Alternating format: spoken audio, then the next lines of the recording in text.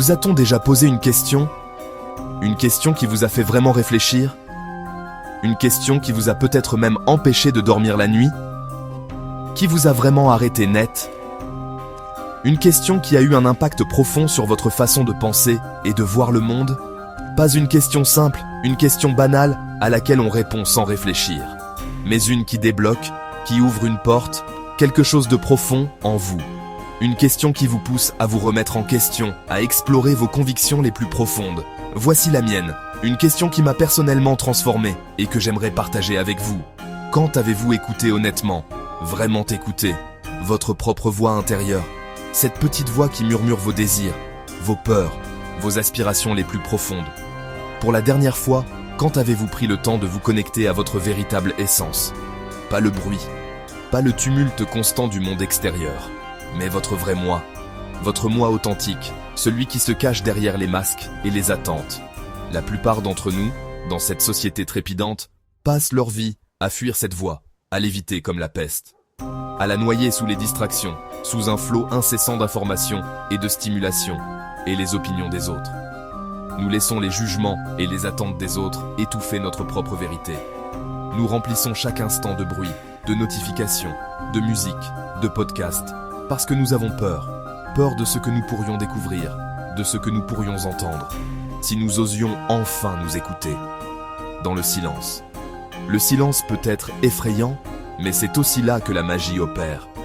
Mais si cette voix était, si cette voix que vous fuyiez, en fait, votre plus grand allié, votre guide le plus fiable, et si elle contenait le plan, la carte de la vie que vous êtes censé vivre, la vie qui vous apportera le plus de joie, de satisfaction et d'épanouissement?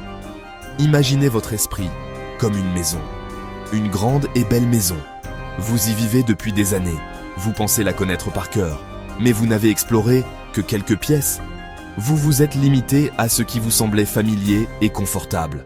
Le reste, fermé à clé, des pièces entières inexplorées, déclarées interdites par d'autres, par la société, par votre famille, par vos amis, ou par la peur de l'inconnu, la peur de ce que vous pourriez découvrir sur vous-même.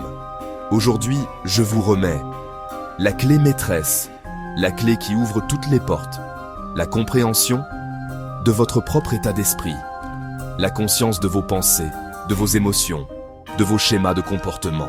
Cette clé vous permet de déverrouiller toutes les portes, d'explorer chaque recoin de votre être, de désencombrer, de vous débarrasser des croyances limitantes et des pensées négatives, et de laisser entrer la lumière de la clarté, de la compréhension et de l'acceptation de soi.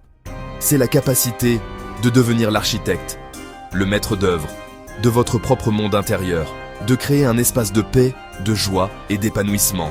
Et cela, plus que tout autre sujet, plus que les mathématiques, l'histoire ou la science, est ce que chaque école, chaque institution éducative devrait enseigner, devrait donner aux enfants les outils nécessaires pour se connaître et s'épanouir pleinement. Il est temps de revendiquer toute votre maison, de prendre possession de chaque pièce, de chaque aspect de votre être. Êtes-vous prêt à explorer? Êtes-vous prêt à vous aventurer dans l'inconnu et à découvrir votre véritable potentiel? Commençons. Ensemble, faisons le premier pas vers une vie plus authentique et épanouissante. Nous apprenons tant de choses. Nous absorbons l'information comme des éponges, remplissant nos esprits de connaissances provenant de tous les coins du monde.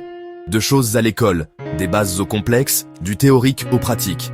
Nous passons des années entre ces murs, nous préparant au monde extérieur. Les maths, le langage de l'univers, déverrouillant des modèles et la logique.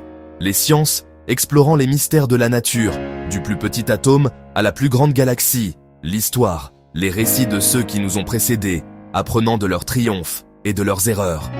Mais où est le cours sur la compréhension de soi? Où est le cours qui nous apprend à naviguer dans notre monde intérieur? On nous donne l'outil le plus puissant de l'univers. Notre esprit, la chose même qui façonne notre réalité, nos perceptions et nos expériences. Sans manuel d'instruction. Et pourtant, nous ne recevons aucune guidance sur la manière de l'utiliser efficacement. On s'attend à ce que nous gérions le stress, les pressions de la vie moderne, les demandes et attentes constantes.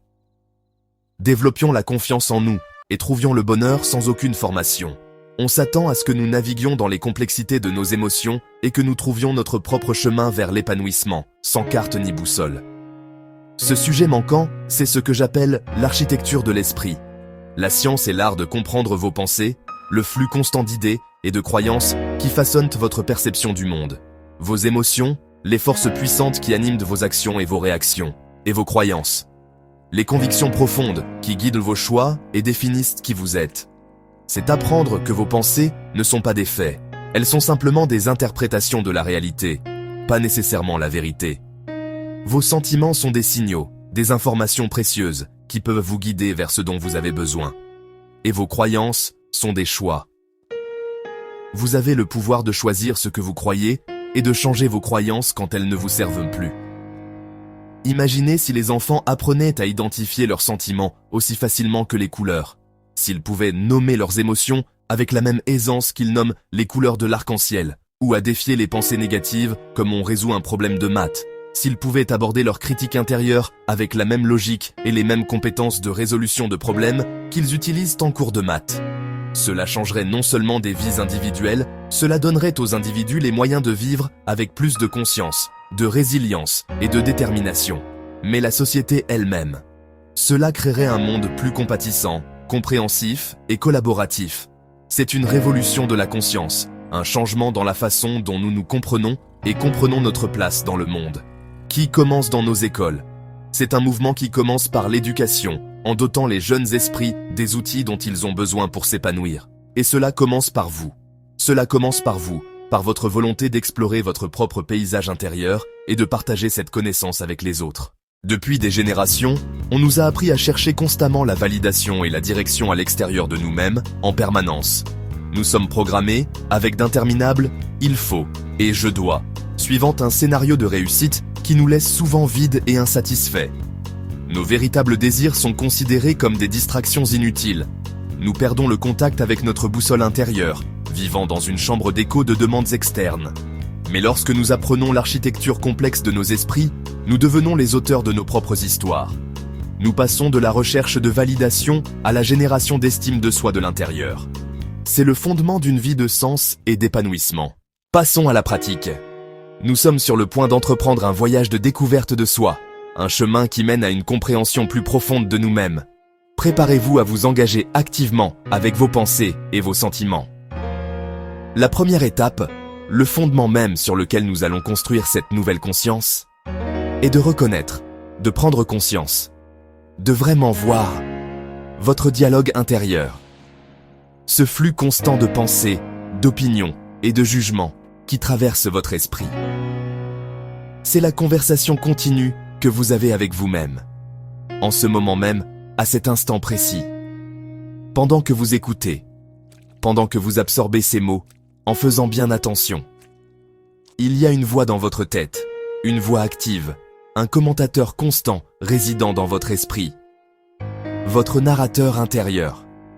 Votre narrateur interne qui façonne vos perceptions et influence vos actions.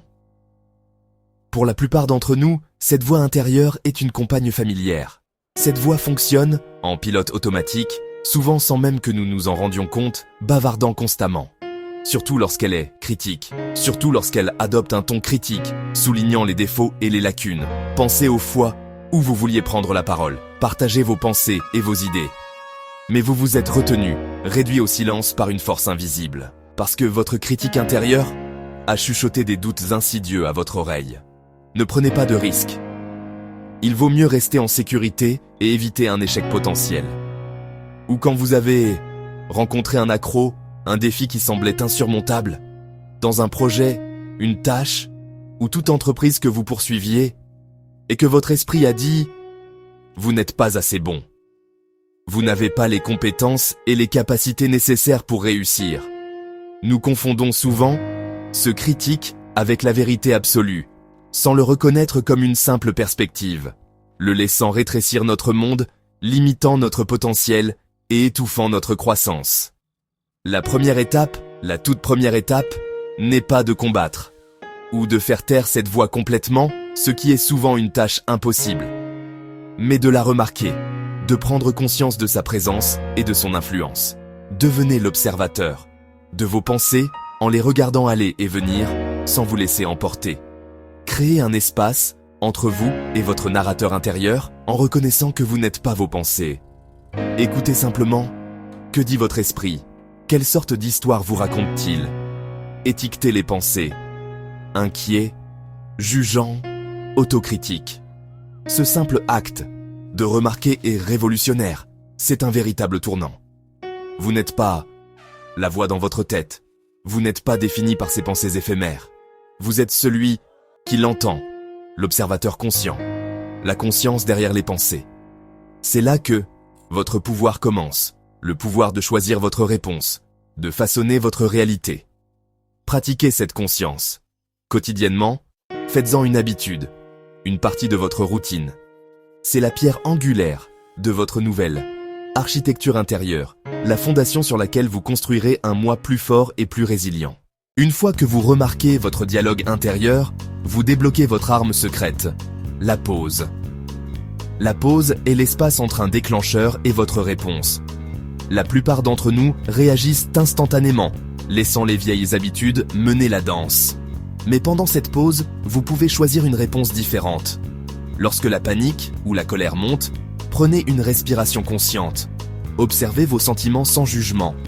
Ce moment de pleine conscience est un disjoncteur. Il vous permet de répondre avec intention et non en pilote automatique. La pause ne changera pas le problème, mais elle changera votre pouvoir sur celui-ci.